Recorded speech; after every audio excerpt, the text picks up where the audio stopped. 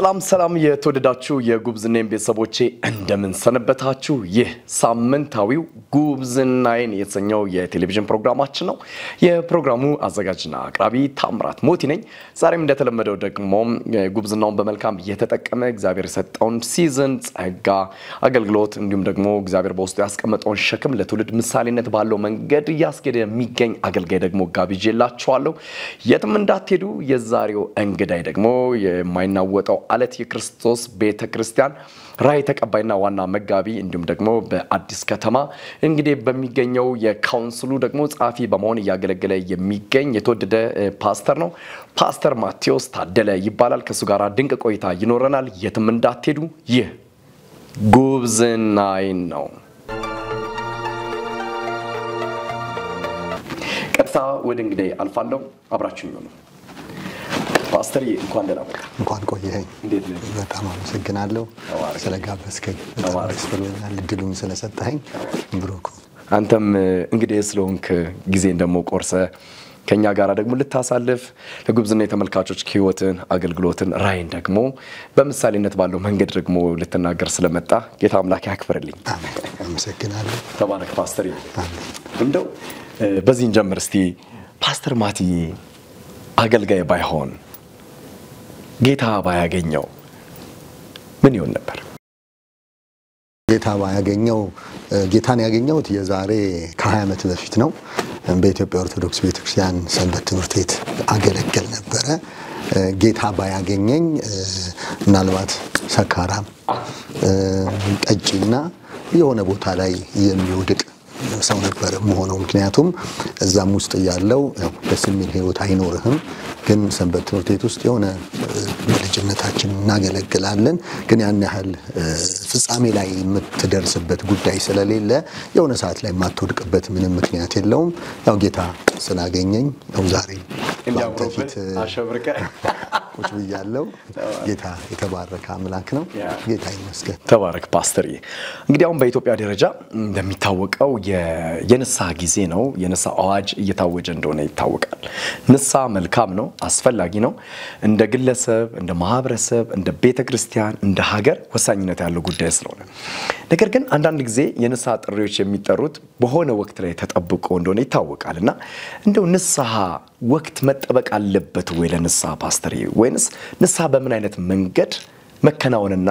እንዲሁም ደግሞ ጥሪው መቅረብ አለበት ብለ ታስባል እንደ አንድ ቤተክርስቲያን መሪ እንደ አገልጋይ በካውንስል ላይም ደግሞ እንዳለ ኃላፊነት ጭምር ማለት ነው ምንድነው ይሄንን ስናየው ያው ስለ ንስሐ ያለን አመለካከት በጣም መስፋት መቻል አለበት ንስሐን በሶስት ደረጃ አስቀምጠዋለሁ አንደኛ ንስሐ በግል አለ ንስሐ በአጥቢያ ደረጃ አለ ንስሐ ደግሞ በሀገር አቀፍ ደረጃ አለ እና ምናልባት በሀገር አቀፍ ደረጃ ያለውን ንስሐ ወቅት ልትሰጠው ትችል ይሆናል ነገር ግን በወደቀ ዓለም ውስጥ ነው ያለነው ደግሞ ከመንጊዜውም በላይ ነገሮች በጣም ተወሳስበዋል ኃጢያት ደጅህ ላይ ነው ያለው ኃጢያት መድረክ ላይ ነው ያለው ኃጢያት ፖለቲካው ኢኮኖሚ ጠቅላላ ነገሮች የተረባበሹበት ጊዜ ነው እውነት ለመናገርና የትናንትና አባቶችና እንደው በአባቶች በእኛ በነበረንና አሁን ባለው ጄኔሬሽን መካከል እንኳን በጣም ሰፊ ነገር ነው የምታየውና ከዚህ አንፃር ቤተክርስቲያን ምንድነው ማድረግ ያለባት እንዳልከው ሀገር አቀፉን ወቅታዊ ብናደርገው ጥሩ ነው ነገር ግን ቤተክርስቲያንና በግለሰብ ደረጃ በየጊዜው ማድረግ መቻል አለባቸው ለምን አንደኛ ወድቋል ዓለም ሁለተኛ ነገሮች በጣም ተበለሻሽቷል ልብን የሚሰብር ነገር ነው በየለቱ የምትሰማውና ከዚህ አንፃር የሰው ልጆች አቅማቸው እንደገና እንዲመለስ በየለቱ ቢሆን ንስሐኔ በጣም ደስተኛ ነኝ በግለሰብ ደረጃ በየቀኑ ብናለማምዳቸው በቤተክርስቲያን በየሳምንት እንኳን ብናለማምዳቸው ነገር ግን እንዳልከው በሀገር አቀፍ ደረጃ ለካባቶች እንደሚያደርጉት በየአመቱ ቢሆን ደስተኛ ነኝ እና እኔ ሰዎች በየቀኑ መለማመድ አለባቸው አቅማቸው እንዳይያስ ምክንያቱም አንድ ሰው ንስሐ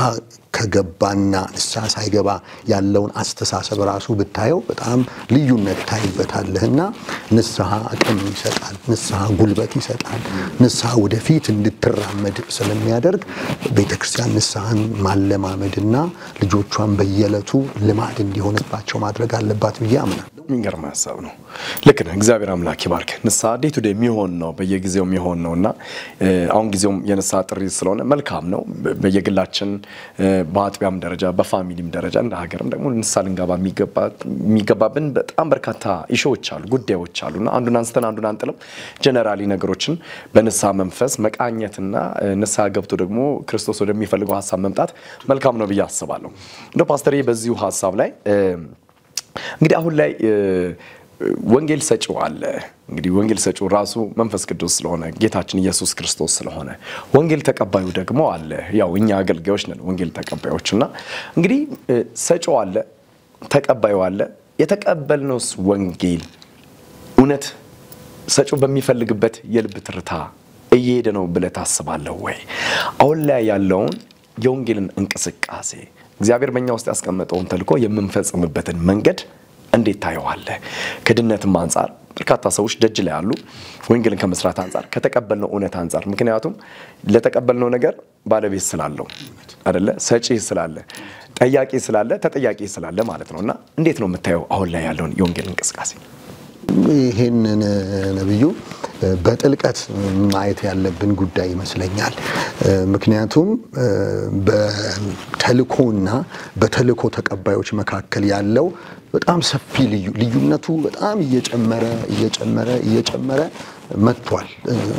በማቴዎስ ምዕራፍ 28 ቁጥር 19 ላይ ጌታችን ኢየሱስ ክርስቶስ የሰጠን ትልቅ የወንጌል ተልኮ ያለን ሰዎች ነን እንግዲህ ያጠመቃቸዋቸው አንድ ትእዛዜን እንዲፈጽሙ ያዘዟቸው ሁለት ደቀ መዛሙርቴ አድርጓቸው ሶስት ነው እንግዲህ በዚህ በማቴዎስ 28:19 ላይ ሶስት ዋና ነገሮች ነው የተቀመጠው እውነት ሶስቱን ያደረግነው ነው ወይ በጣም ልዩነት አለው ለአንዳንድ ሐሳቦችን እዚህ ጋር የሚገርም ያስቀመጥኳቸው ነገር አለና ራእይ ተቀባይ ሆነው እኛ በብዙ ውስብስብና ምስቅልቅል በሆነ ሁኔታ ውስጥ ነው ያለነው ምንም በቃ ከላይ እስከ ታች ድረስ በመካከል መልካም ነገር አለ ሁሌም መልካም እንዳለ ባስብም ግን ምስቅልቅል ያለ ነገር አለ ለምሳሌ ከተመሰቃቀለው ነገር ውስጥ አንዱ ለወንጌል እንቅፋት የሆኑ ልምምዶቻችን አንዱና ዋናው ነገር ነው ወደ ቤተ ክርስቲያን ለወንጌል እንቅፋት የሆኑ ልምምዶች አሉ አካላዊ ልምምዶች አሉ ስፒሪቹዋል የሆኑ ልምምዶች አሉ እነዚህ ለትውልዳችን ወንጌል እንዳናደርስና ሰዎች ሆብለው ወደ እግዚአብሔር መንግስት እንዳይመጡ እንቅፋት ተፈጥሯል አካላዊ ልምምድ ስል ይገባል ሁሉም ሰው ይገባዋል እነዚህ አካላዊ ልምምዶች ባናደርግም መንፈስ ቅዱስ እኮ ይሰራል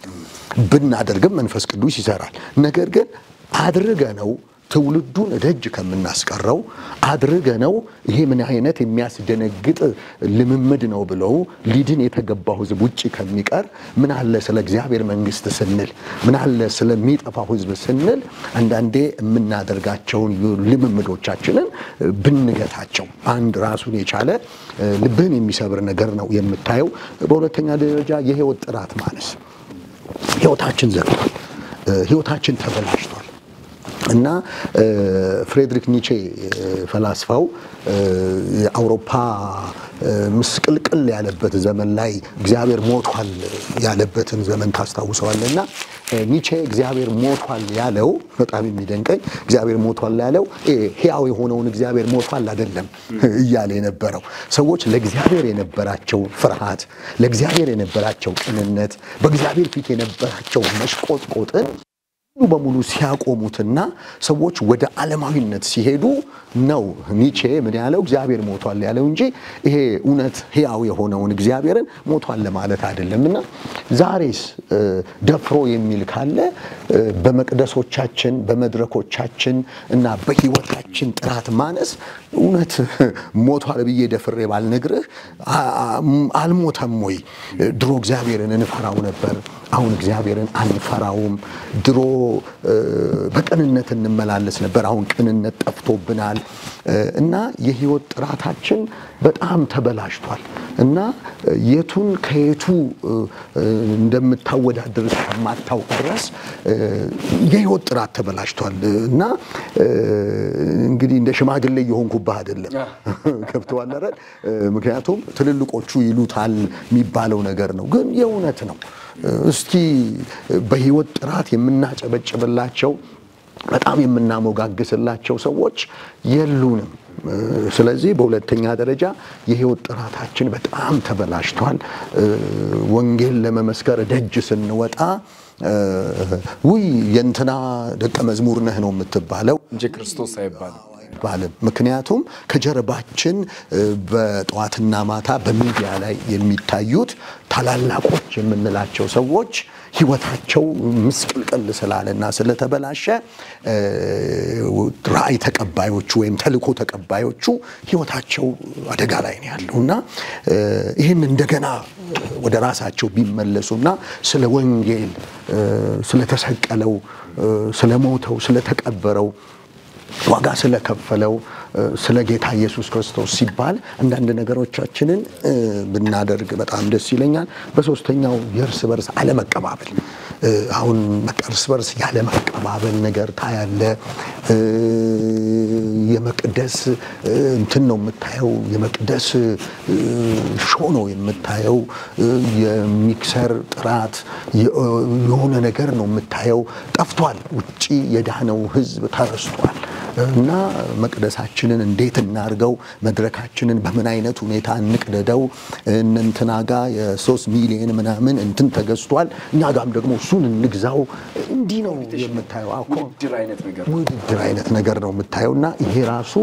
ምን ሆኗል ብትለይ የርስ በርስ ያለ መቀባበልና ኮምፒቲሽን ላይ ነው ያለነው ይሄም አንዱ እነዚህ አደራ ተቀባዮቹ ወይም ተልኮ ተቀባዮች ላይ ያለ ችግር ነው ዘመናዊነት ያመጣው ችግር ነው ይሄን ያንን ከጌታ ኢየሱስ የተቀበልነውን ማቴዎስ 28:19 ላይ ያለውን ደቀ መዛሙርቶች አድርጓቸው የሚለው ነገር ወደ ትውልድ እንዳናመጣ ጉልበት ይወስዱናል ሌላው ደቀ መዝሙር አለማፍራት በጣም ማለት እንደው ህዝቡ ሁሉ እንዲሰማ እኔ አንዳንዴ በጣም ደስ የሚለኝ እውነቴን ነው የምልህ ጢሞቴዎሶች የሉንም በቤተክርስቲያን ጢሞቴዎሶች የሉንም እስኪ የንትን ቤተክርስቲያን ፓስተር ለዘላለም የሚኖር ነው የሚመስለውና ዛሬ ምን ቢሄድ ቤተክርስቲያኑ ምንድነው የሚሆነው ይፈርሳል ተተኪን የማፍራት ነገር ተልኮ ተቀባዩ ዛሬ መስራት እየከበደው በቃ እኔ ካለው ያው አያይቱ እንዳለችው ተረት ሊሆን ነው ነገር እኔ ከሞትኩ እንዳለሰርባይቀላው በቃ የለም ገብቷል መቅደስ ይታነጻል መድረክ ይሰራል የሙዚቃ መሳሪያ ይገዛል እንጂ ጢሞቴዎሶች ላይ ጳውሎስ እኮ አፍሮዲጡ ነበረው ጳውሎስ ጢሞቴዎስ ነበረው ጳውሎስ ቲቶ ነበረው እና ጳውሎስ ቢሄድ እነ ቲቶ አሉ እነ አፍሮዲጡ አሉ እነ ጢሞቴዎስ አሉ የተዘጉ ቸርቾች እኮ አሉ ፓስተሮቻቸው ወይም ነቢያቶቻቸው ሲሄዱ የተዘጉ ቸርቾች አሉ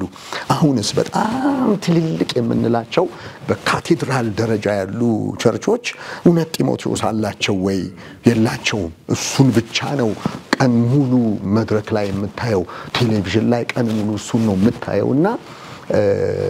አውሮፓ ውስጥ የፈራ ነው እንግሊዝ ውስጥ አሜሪካ ውስጥ ይያልን ውጪ ላይ የምናወራው ነገር ኢትዮጵያ ውስጥ እነሱ ቢያንስ በኢኮኖሚ አድገው ነው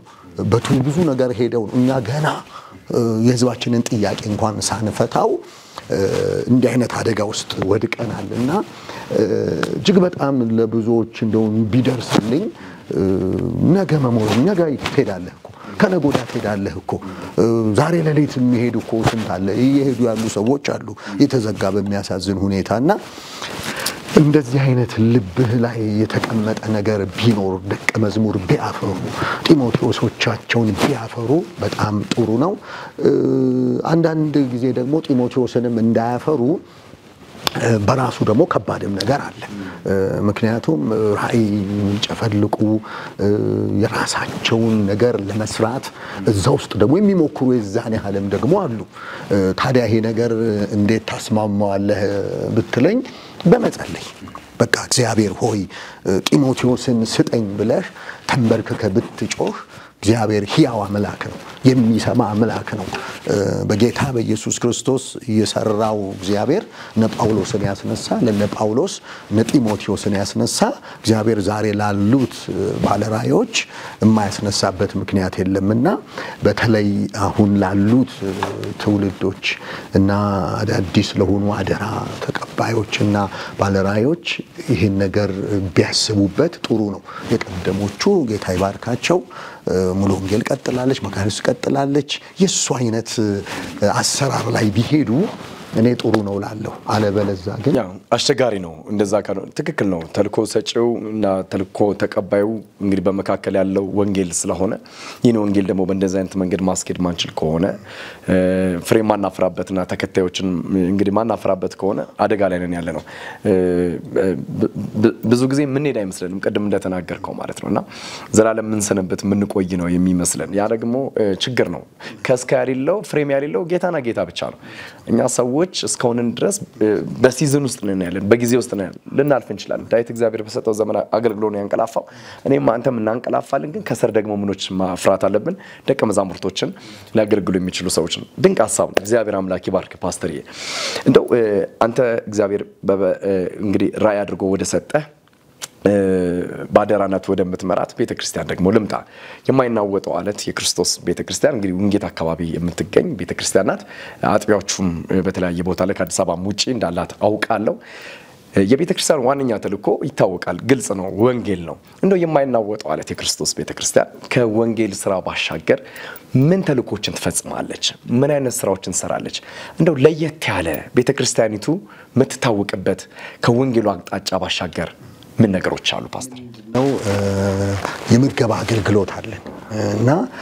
በጣም ደስ የሚል ወረዳ 12 ኮልፌ አዲስ ከተማ ላይ ማንንም ሰው መጥቶ መጠየቅ ይችላል በጣም ነው አፕሪሼት የሚያደርጉንና አርብ ከ110 እስከ 150 እስከ 130 እስከ 140 ድረስ የሚበሉ አርብ ማለት በየሳምንቱ ኮንቲኒስ 15 ቀን እናረጋለን አንዴ ሳምንት እናረጋለን አንዴ አሁን ግን የሶስት ወር እቅድ አለን በቤተክርስቲያን አሰራር ላይ ያንዳንዱ እቅዳችንን በሶስት ወር ነው የምናደርገው የምገባ አገልግሎት ራሱን የቻለ ኦፊስ አድርገናል አሁን ራሱን የቻለ ነው ካለን ነገር ያደረግን ቋት ራሱን የቻለ ቋት ከፍተንለታል ለምንድነው ያንን ያደረግነው እዛ ቦታ ላይ ሰዎች እየዳኑ ነው ሰዎች እየተለወጡ ነው በፍጹም ወደ ፕሮቴስታንት ቤተክርስቲያን መምጣት የማይፈልጉ መንገድ ላይ የሚሳደቡ ሁሉ እነዚህ አይነ ስውሮች በተለያየ እንትን ያላቸው እየመጡ ነው እና ወንጌል 15 ደቂቃ ስንሰብካቸው በጣም ደስ ይያላቸው አዳኙን ኢየሱስን እየተቀበሉ ስለሆነ ይሄ ነገር በዋናነት ቤተክርስቲያን መስራት አለብን ብለን አሁን የሶስት ወር እቅዳችን ላይ በ15 ቀን አንዴና አንድ ሳምንት ነበር የምናደርገው አሁን ኮንቲኒየስ አርብ ከ6 ሰዓት ጀምረን እስከ 7 ሰዓት ተኩል ላይ እያደረግን ነው የወረዳው ሰላምና ጸጥታ የመጣ የጎበኘን ነው የልብስ ተጣለን በስርዓቱ ይበላሉ ወንጌልን መሰከራለን ዳውም አሁን በሶስት ወር እቅዳችን ላይ ከወረዳው ጋር አንዳንድ ነገሮችን ተነጋግረናል ምንድነው ከኦሮሚያ ክልል ከደቡብ ክልል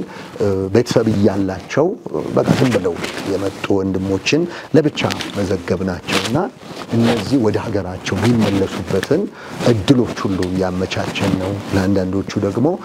ሊስትሮ እንዲጀምሩ ምክንያቱም እግዚአብሔር የጉልበትን ፍሬ ባርካለው ነው ያለው ግድ የሆነ ብር ስላለ አይደለም ለዚህ ትንሽ በ700 እና በ800 ብር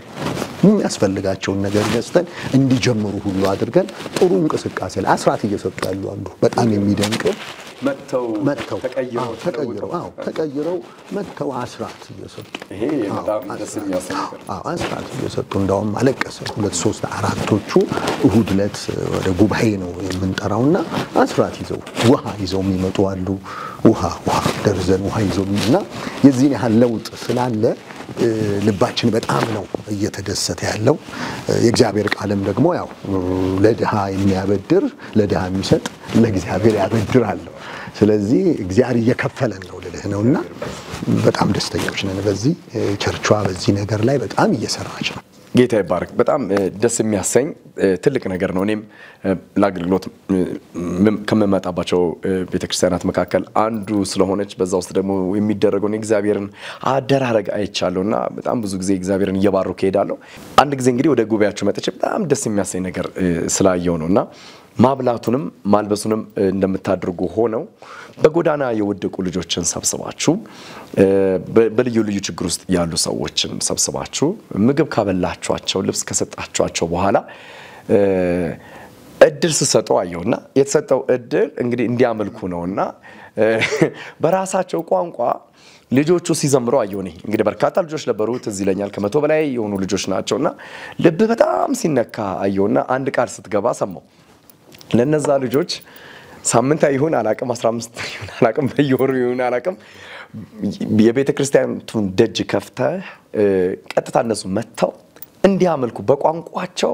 ከእግዚአብሔር ጋር እንዲያወሩ ጌታን እንዲባርኩ በር ከፈትክላቸው ይሄ ልብ ከየት መነጨ አሁን ላይ ያሲያ ጉዳይ ምን ላይ ደርሷል እንዴትስ እየሆነ ነው ፓስተር ያው ምንድነው አሁን የሚቀጥለው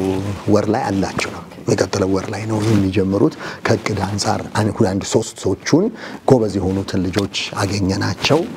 እነሱ የሚቀጥለው እነዚህ ክረምት ላይ 3 ነገር ላይ ያደርጋሉ ያ ልብ ከየት ነው የመነጨው ያው ምንድነው የነበርኩበት ዛ ቤት ጥሩ ጊዜ ነው የነበርኩት የቀደመው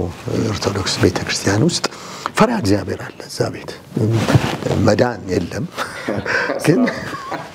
ግን ፈሪሃ እግዚአብሔርን ትፈራዋለህ እና የእውነት ነው እግዚአብሔርን ትፈራዋለህ ቀጥታ ነው ከዛ ወደ ታድሶ ነው የመጣሁት እንጂ የትኛውን የፕሮቴስታንት ቤተክርስቲያን አልገባውም በነገራችን ላይ የትኛውንም ቤተክርስቲያን በአገልግሎት ደረጃ ስጋበዝ እንጂ አላቀውም የሚገርም ልክ ዛው ደምረት ላይ ነበርኩኝ ከዛ በኋላ ጌታ አገኘኝ ከብዙ እንዳልኩ ምስቅልቅል ካለ ነገር ወደ ቤቱ ወደ ካመጣኝ በኋላ በታድሶ ውስጥ ነው የሄድኩት እና ይገባሃል የነፍሳት ፍቅር ይገባሃል ጨለማው ይገባሃል ወቅ ይገባሃል እዛ ውስጥ ያለው ጽድቅን ፍለጋ የሚደረግ ዋጋ እና ትጸልያለህ ዛሬም እንጸልያለን ዛሬም ምን ደግፋቸው አይዟችሁ ምንላቸው ሰዎች ዛሬም አሉ የሚገርም ታሪክና እዛ ውስጥ ስታልፍ ህይወት ዝም ብሎ አይሆንም ልክ ይቅርታና ከሜዳ ወይም ደግሞ ጌታን ያገኘና ከዛ ውስጥ ጌታን ያገኘ ወደ እግዚአብሔር መንግስት ሲመጣ እኩል አይደለም ምክንያቱም ይሄኛው ጌታን ድንገት ነው ያገኘው ያኛው ግን በብዙ መከራ ነው ከዚህ ዋልድባ ትሄዳለህ ከዚህ ግሸን ትሄዳለህ ከዚህ አክሱም ጽዮን ትሄዳለህ ማትሄድባቸው ድረከብድ ማትሄድባቸው ቦታ የሉምና ዋጋህን ነው በቃ ጌታን ለማግኘት የምትከፍለው ዋጋ እዛ ጠብር ግፍ አድርገህ ከዛ ስትመጣ ግን ምኑ የለም እዚህ ጋር አሁንም ነፍስ ትጮሃለች ነፍስህ ስታርፍ ያ ህዝብ ነው የሚገባህ ያ ህዝብ ይገባሃል እንዴት ያ ህዝብ ነፍሱ ታርፋለች ትልና ወደ እግዚአብሔር መንግስትም ሲመጡ ያንን ነው የምታስበውና አብረውኝ ያሉት የእግዚአብሔር ሰዎች ያውቃሉ በቅርበት የሚያውቁኝ የእግዚአብሔር ሰዎች ያውቃሉና አሁንም ለነፍሳት ያለኝ ፍቅር ትኩስ ነው 22 23 አመት ሆኖኛል አሁንም አረሳውትም የነፍሳትን ፍቅር ዛሬም ያስጮሃል ዛሬም ያስለቅሳል እና ከዛ አንፃር እነዛ ሜዳ ላይ የወዳደቁ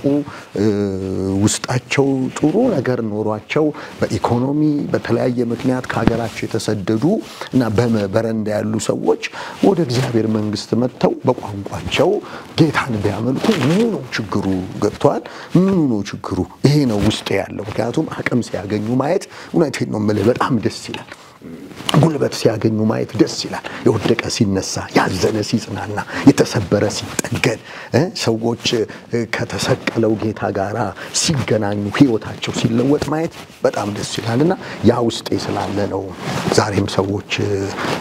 ያንነት እንዲካፈሉና መድረክ ላይ ሆነው ጌታን እንዲያመልኩ ማየት በጣም ደስተኛ ሆንኩት በዚህ እግዚአብሔር አምላክ ይባርክ ፓስተር በጣም ልቤ ስለተነካ የእውነት ነው ልቤ የተነካው ባየሁት ነገር ምክንያቱም ቤተክርስቲያን በሯ በእንደዚህ አይነት መንገድ ክፍት መሆን አለባት ኢየሱስ የመጣው ለጻድቃን አይደለም ለኃጢአተኞች ነው ኢየሱስ የመጣው ለጤነኞች አይደለም ለበሽተኞች ነውና ኢየሱስ ወደ ተናቁት ወደ ተረሱት ሰው የለንም ወደ ሚሉት ነው አይደል የመጣውና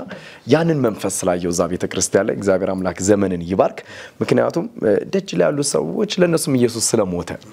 ዛሬ ልብሳቸው አድፎ ሊሆን ይችላል ጠረናቸው ደስ ላይል ይችላል የሚመገቡት ነገርም ብዙም ስላልለ መልካቸው ምናምን ነገር ደስ ላያሰኝ ይችላል ግን የክርስቶስ አካል ናቸው ደም ፈሶላቸዋልና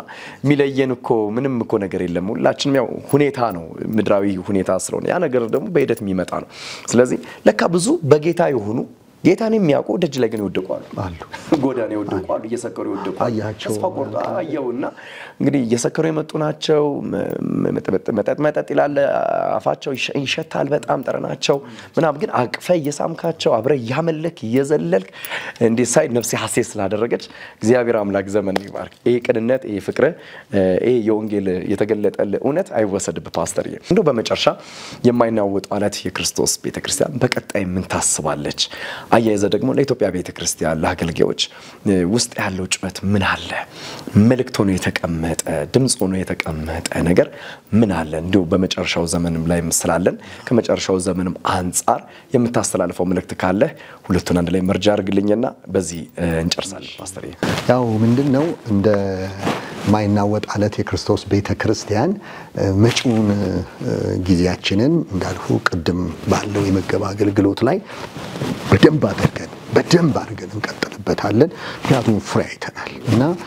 አንዳንድ ሰዎችን አሳይቻቸዋለሁ ነው መልካም ነገር እየሰራን ነው ምንም በቃ ያሳየኋቸው ሁላችሁ መልካም ነገር ነው መምጣት ትችላላችሁ እስኪ ሼር እናድርግ ያለን 100 ብር ያለንን አሁን ከኪሳችን ነው ያወጣን ያለነውና እስኪ አድርጉ እያልን ነው ብዙ ሰዎች ልብ እየተነሳሳ ነው ያለው ምክንያቱም ምንም ኪሳችን የሚገባ ነገር የለም ነገር ግን እነዚህ ወንድሞች የተተውነን የተጣልነን የተረሳነን ማንንም የሚያስታውሰን የለም ነገር ግን ለካ ጌታ ይፈልገናል ለካ ጌታ ይወደናል በባለፈው አንድ ስብከት አጭር ስብከት ሰብኪያቸው ነበርና ጌታ ይፈልጋቸዋል ስለዚህ ከሰማይ የወረደው እናንተን ለመፈለግ ነው እስከመቼ ይፈልጋቸዋል እኔ እስከ ተወሰነ ቀን ነው መፈልጋችሁ እሱ ግን እስኪያገኛችሁ ድረስ አልኳቸው ብዙዎቹ ልባቸው ተነካና እሱ እስኪያገኛቸው ድረስ የሚፈልጋቸውን እነዚህን ሰዎች ምን አለ እንደ እውነተኛ ደቀ መዝሙርና ከሱ እንደተቀበል ተልኮ መጠን እስከ መጨረሻው ድረስ እንቀጥልበታለን አንዱ ይሄን ራሱ የቻለ ነው ሁለተኛ ወንጌል ስርጭታችንን እንቀጥላለን ያለንበት ኤሪያ በጣም ጠንካራ ኤሪያ ነው በጣም ጠንካራ ኤሪያ ነው ተለያዩ በቃ ሃይማኖቶች ከባድ የሆኑ ጉልበት ያለው ነገር አለ እንዳውም እኔ አደራ ምለው እንደው አሁን ወደ ቦሌ አካባቢ ወደ ምናምን ያሉ እና ጥሩ እንቅስቃሴ ያሉ ወደ ኮልፌ እኛ በርን ከፍትላቸዋለንና ኮልፌ መተው ወንጌል ቢሰሩ ኮልፌ መተው ቤተክርስቲያን ቢተክሉ በጣም ብዙ እንቅስቃሴ ያለበት የገበያ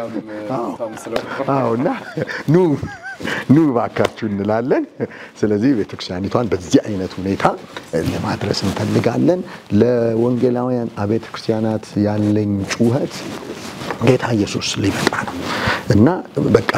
ያ አዳኛችን ሊመጣ ነው ያ መሲሐችን ሊመጣ ነው በቃ ሊመጣ ነው ያንዳንዱ ጦርነት ድምጽ የፍቅር መቀዝቀዝ ይውስቲ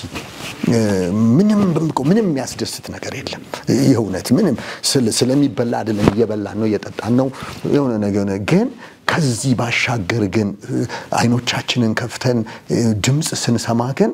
ኮቴው እየተሰማን ነው የእውነት ኮቴው እየተሰማን ነውና እባካችሁ በቃ ህይወታችን ላይ እንስራ ነው ማለት ነው በቃ ምስቅልቅል ያለ ህይወት አለ ለነፍሳት አለመጨነቅ አለ በቃ ትሰማለህ እንደ ካውንስል ትሰማለህ በጣም ነው ማመሰግናቸው አባቶች ካውንስልን እየመሩ ያሉ ጌታ ኢየሱስ በጣም ይባርካቸው እነ ፓስተር ጌቱ እግዚአብሔር ይባርካቸው በእውነት ነቄስ ደረጀ እግዚአብሔር ይባርካቸው ብዙ ነገር ነው የሚሰሙት ብዙ ልብህን የሚሰብር በቃ መታለቅስበት እውነቴን ነው ምል ነገር አለና በቃ ባካችሁ ጌታ ሊመጣ ነው የነጩ ዙፋን ሊከፈት ነው ያ ጻድቅና ቅዱስ የሆነው በጭፍንም ይሁን በግልጥ የሮጥንለት ጌታ አንድ ቀን በቃ ሊመጣ ከሱ ዘንድ ብድራታችንን ልንቀበል ነውና ተዘጋጁ ነው በቃ እንዘጋጅ ትውልድ ሊመጣ በቃ ተጨንቋል አሕዛብን ድቅድቅ ጨለማ ይሸፍናል እግዚአብሔር ግን ባንቺ ላይ ይገለጣል እኮ ነው የሚለው ስለዚህ አሕዛብ በኑሮው በፖለቲካ በኢኮኖሚ በተለያየ ነገር ምስቅልቅል ብለዋል ከብዷቸዋል አቀቷቸዋል የፈለገ ብር ያለው ውሸቱን ነው ደንግጧል ነፍሱ ተጨንቋል ስለዚህ አሁን መሄጃ ነው ያጣው ትንሽ ባትሪ ቤተክርስቲያን ብልጭ ብታደርግ ህዝቡ ሮጦ ይመጣል ስለዚህ እንዘጋጅ ነው ማለት በቃ ቤተክርስቲያን ተዘጋጂ ጌታ ኢየሱስ ሊመጣ ነው በቃ ተስፋ ይኖርሽ ጩሂ ባምባ ላይ ውጪና በቃ መሲሁ ሊመጣ ነው ብለሽ ህይወትሽ ላይ ስሪ ዋው ትልቅ መልእክት ነው እግዚአብሔር አምላክ ይባርክ ፓስተር በቃ የኢየሱስ ክርስቶስን መምጣት የዳግም ምጽአቱን መናገር መስበክ በዚህ ዘመን የሚያስፈልግ ዋና ጉዳያችን ሊሆን ስለሚገባ ይሄን ደግሞ መልእክት ስላስተላለፈ ለኢትዮጵያ ቤተክርስቲያን ለቅዱሳን አገልጋዮች ለሁሉም ለትንሹም ለትልቁም እግዚአብሔር ዘመንን ይባርክ